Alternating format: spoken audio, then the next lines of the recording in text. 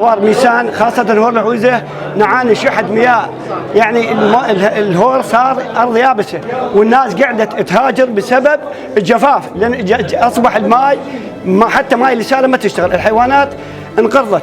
الأهوار ماتنا جففوها، الناس ترحلت كلها، كل الناس ترحلت ما بقت اللي عايشة بالأهوار وعتها حيواناتها جف الهور عليها يبس. زين وين تروح؟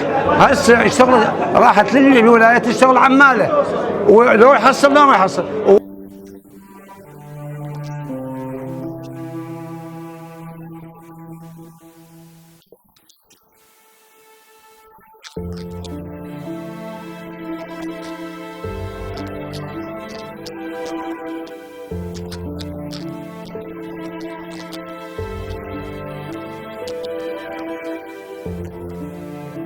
ممثل من البيئة أو من الأهوار خلي ينزل يشوف الأهوار، خلي يشوف المعاناة مال الناس.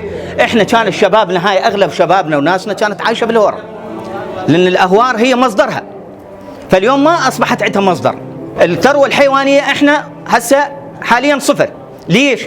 لأنه ماكو ماي، ماكو عيشة، ماكو زراعة. إحنا هسه اليوم الزراعة قلت. إحنا اليوم هاي منطقة كاملة ما زرعنا لا شتوي ولا صيفي.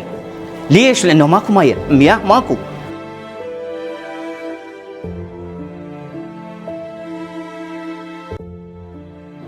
احنا هذا الأهوار اندرجت على التراث العالمي، ومن اندرجت هي مو اندرجت هباء منثورة، هاي بيها معاناة هواي يصير. قرار دولي، يعني انت اليوم انت تعطي قرار دولي وتدرج أهوار على التراث العالمي وتمشي بيها بحذائك. أنا أريد المحافظ ينزل يشوف الأهوار، أريد أعضاء مجلس محافظة ينزلون يشوفون الأهوار حتى يقولون إحنا حكينا لو هو صحيح لو مو صحيح. إحنا نريدهم يجون. بعدين إحنا عندنا مضايف سووهن، مضايف بأطراف الأهوار. هاي المضايف هي بيئة وبيها ميزات مال سياحة. إحنا إذا ماكو على شنو مسوي لنا مضايف ومسوي لنا سياحة؟ السياحة منين تجي؟ هي تجي من المياه. المياه اليوم إذا يصير عندك يصير الطير ويصير السمكة ويصير كل شيء يصير بالمياه. بس إحنا المياه إذا مقطوعة منا لا مواشي تصير عندنا، ولا يصير زراعة عندنا، ولا يصير أي شيء.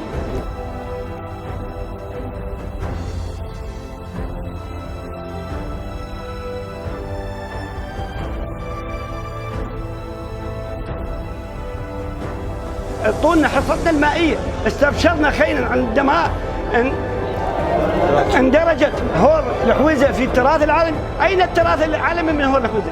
فعلى الحكومة أن تتخذ قرارات عاجلة قبل أن لا تسبب بهجرة المناطق كافة من ريف المدينة. احنا نطالب الناس اللي عندها شرف وعندها جلال يعني ينظرون